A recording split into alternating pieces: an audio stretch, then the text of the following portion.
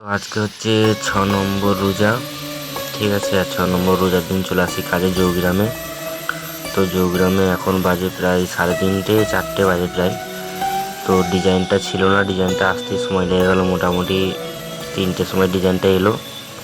তো কাজ মোটামুটি ফাইনাল হয়েই যায়, কিন্তু পালিশ টালিশ বাকি থাকে, কারণ ডিজাইনটা আরও যারা গেছিলাম তাই পার্টির বাড়ি থেকে আমাদের ইফতার দিয়ে দিয়েছিলো।